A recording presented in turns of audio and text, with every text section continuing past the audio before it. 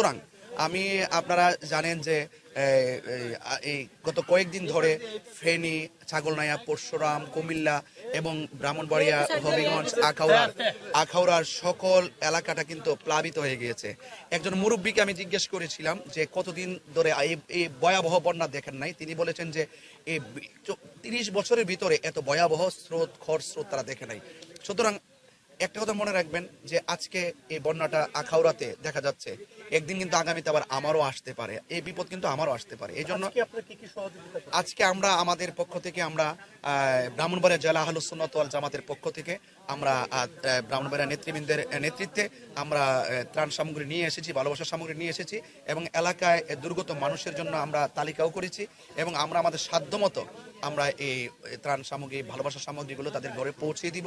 এবং আমার একটা দাবি থাকবে দেশবাসীর কাছে যে আপনারা যারা বিত্তশালী আছেন, আপনারা সবাই এই বন্যায় কবলিত বানবাসী মানুষের পাশে দাঁড়িয়ে যান। ফেসবুকের পাতায় বন্যার পানির স্রোত দেখা আর বাস্তবে এসে অবলোকন করা। আপনি দেখেছেন তো যে জায়গাতে দাঁড়িয়েছিলাম, এখানে আমার মনে হয় যে কোনো ধরনের বাদ দিয়ে কিন্তু রাখার মতো কোনো পরিস্থিতি আমি দেখতেছি না, এমন দ্রুত গতিতে পানিগুলো চলছে।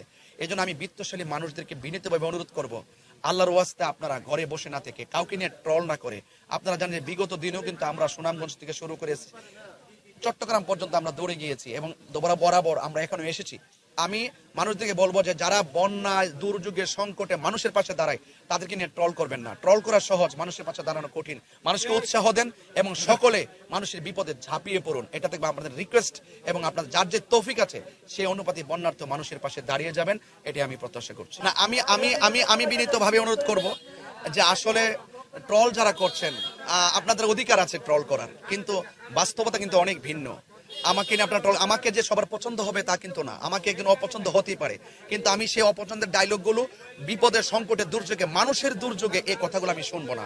আমি মনে করি মানুষ হিসেবে মানুষের পাশে দাঁড়ানোটা এটা একটা মানুষের নৈতিক দায়িত্ব। সেই নৈতিক দায়িত্বের আলোকে এই অবহেলিত মানুষের পাশে দাঁড়ানো এটা ইমানি দায়িত্ব। আমি আমার ইমানি দায়িত্ব চালিয়ে